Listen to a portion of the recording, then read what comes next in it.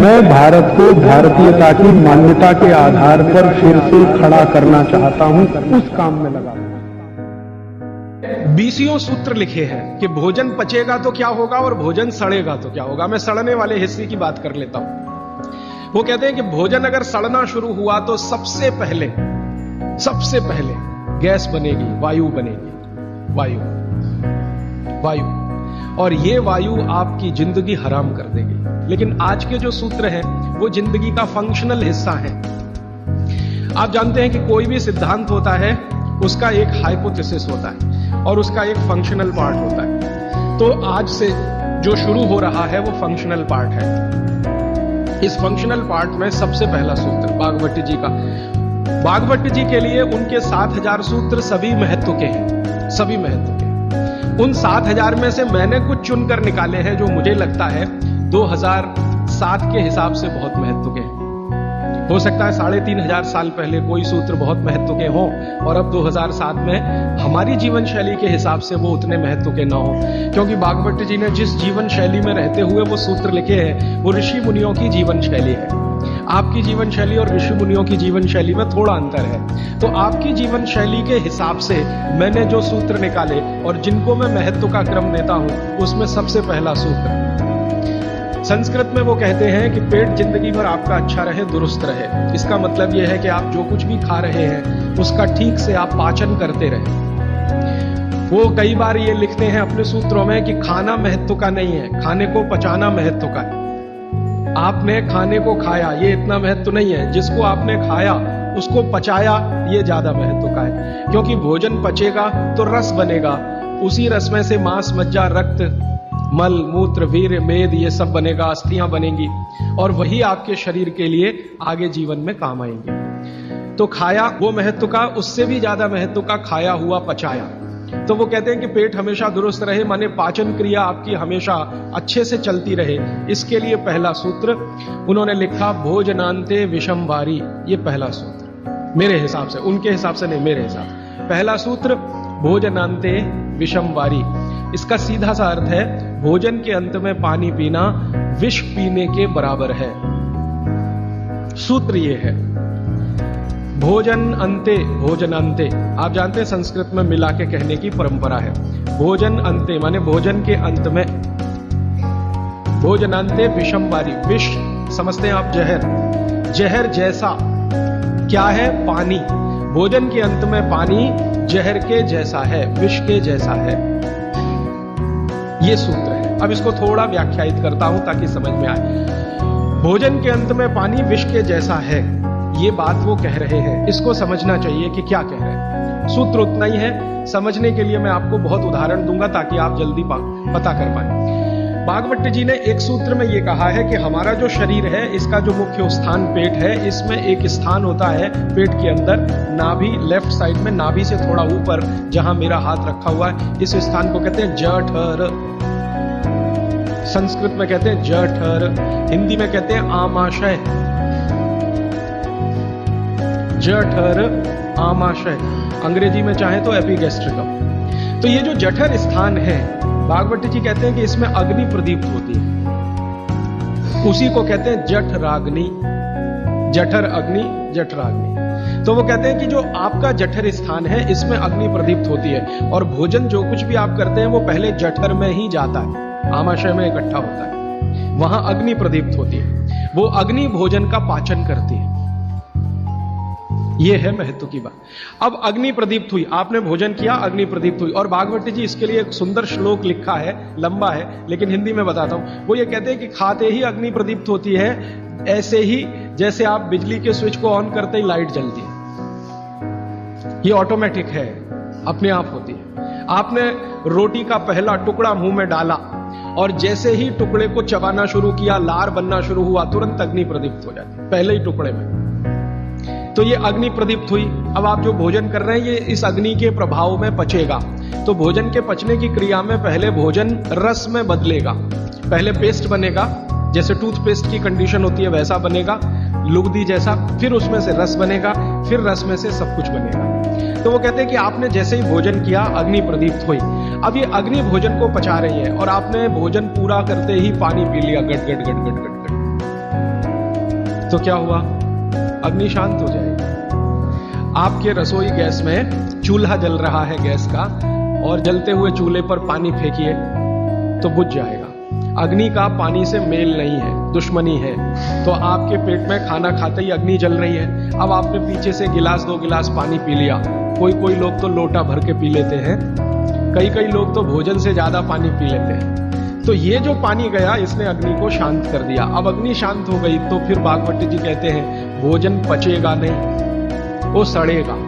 अब उन्होंने 20 सूत्र लिखे हैं कि भोजन पचेगा तो क्या होगा और भोजन सड़ेगा तो क्या होगा। मैं सड़ने वाले हिस्से की बात कर लेता हूं। वो कहते हैं कि भोजन अगर सड़ना शुरू हुआ तो सबसे पहले गैस बनेगी, वायु बनेगी, वायु। और ये वायु आपकी जिंदगी हराम कर देगी। और ये वायु की तीव्रता जब बढ़ेगी तो गले में जलन होगी, छाती में जलन होगी, पेट में जलन होगी। फिर और ज्यादा तीव्र अगर ये हो गई वायु तो ये शरीर में जाएगी, घूमेगी, क्योंकि वायु को पकड़ना मुश्किल है, जहां स्थान मिलता है वहीं जाती है। तो ये वायु पूरे शरीर में घूमेगी तो सिर घूमेगा, आपको चक्कर आएंगे, सिर में दर्द होगा, पीठ में भी दर्द हो सकता है, हृदय स्थान पे भयंकर दर्द हो सकता है। कई बार तो इतना दर्द होता है कि आपको लगेगा कि हार्ट अटैक आ गया, लेकिन वो वायु का दर्द है, हार्ट अटैक नहीं।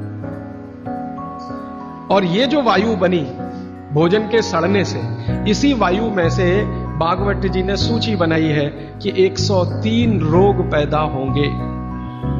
103। सबसे पहला रोग है उसमें एसिडिटी, हाइपर एसिडिटी। ज्यादा दिन अगर आपने ये चक्कर चलाया पानी पीने का तो अल्सर, पेप्टिक अल्सर, और ज्यादा दिन चक्कर चलाया तो बवासीर, मूलव्याध, भगंदर, ये सब रोगों की सूची है। और अंत का एक रोग है कैंसर, कर्क रोग। 103वें नंबर पर उन्होंने लिखा है कर्क रोग। माने एसिडिटी से शुरू होकर आप कैंसर तक की यात्रा कर सकते हैं। तो वो ये कह रहे हैं कि जिस काम से वायु पैदा हो और वो वायु आपके सड़े हुए भोजन में से निकले, और बाद में भागवती जी कहते हैं, वो भी बता देता हूं, वो दूर का सूत्र है लेकिन यहीं पे ले आता हूं उसको, कि आपका जो भोजन सड़ेगा, इसको ध्यान से सुनिएगा, तभी भोजन में से, भागवती जी के शब्द दूसरे हैं, मैं आज के शब्द इस्तेमाल कर रहा हूं, तभी कोलेस्ट्रॉल बनेगा। सड़े हुए भोजन का ही बाई प्रोडक्ट है कोलेस्ट्रॉल। अगर भोजन का पाचन हुआ तो कोलेस्ट्रॉल शून्य रहता है, वो कोलेस्ट्रॉल जो आपको हानि पहुंचाता है। आप जानते हैं शरीर में 2 तरह का कोलेस्ट्रॉल है, एक गुड और एक बैड।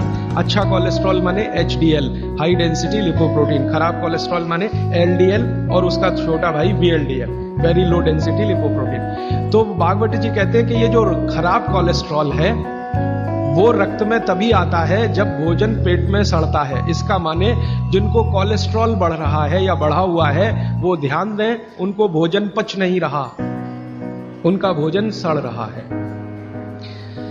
तो कोलेस्ट्रॉल बढ़ेगा तो हार्ट अटैक भी आएगा, कोलेस्ट्रॉल बढ़ेगा तो घुटने भी जड़ हो जाएंगे, सारी संधियां आपकी एकदम कड़क हो जाएंगी, आपको चलना फिरना मुश्किल हो जाएगा, 10 कदम चलना मुश्किल हो जाएगा।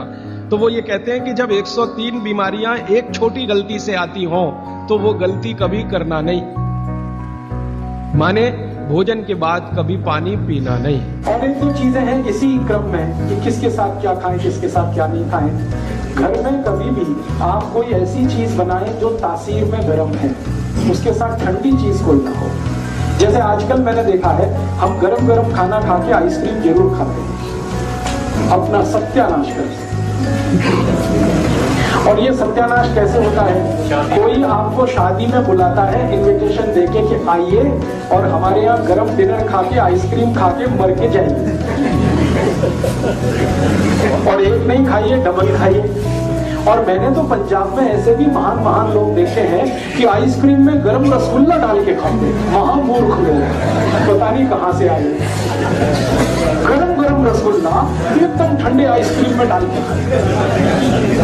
फिर पूछो भाई क्या कर रहे हो, तो कहते टेस्ट है जी। शरीर का देखना है कि नहीं, ये है कि टेस्ट का देखना है। तो आप कहीं पे डिनर में जाइए, मैं ये नहीं कहता डिनर में मजा, जरूर जाइए, लेकिन ध्यान रखिए कि अगर डिनर गरम गरम आपने खा लिया है तो ठंडी आइसक्रीम मत खाइए।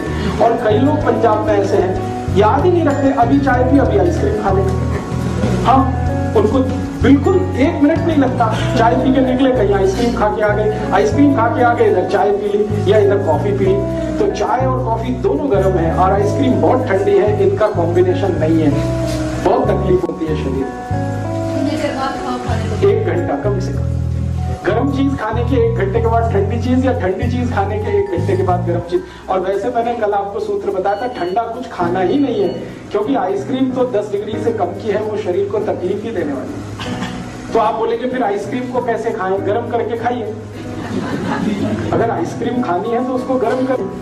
मैं एक अमृतसर गया था एक बार, तो अमृतसर में एक बहुत अच्छी चीज, शायद यहाँ भी होगी, कुल्फी। ये जो कुल्फी है, इसको थोड़ा गर्म करके खा लीजिए, आइसक्रीम से बेटर है, 1000 टाइम्स बेटर है। क्यों? हाँ, रबड़ी खाइए ना, तो कुल्फी वो शायद रबड़ी की ही बनाई है।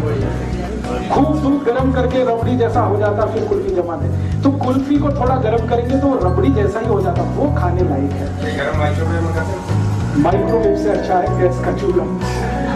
तो आप जो है रबड़ी खाइए, आइसक्रीम छोड़ दीजिए, कुल्फी पे आ जाइए और कुल्फी को हल्का गर्म करके खाइए, वो आपके लिए बहुत मुफीद है। कारण एक ही है कि आइसक्रीम में जितने केमिकल्स हैं, कुल्फी में एक भी नहीं। कुल्फी में दूध ही दूध है, वो भी अच्छे से गर्म किया हुआ है, बस उसको ज्यादा ठंडा कर दिया तो वो जम गया है। आप उसका ठंडापन निकाल के खा लीजिए।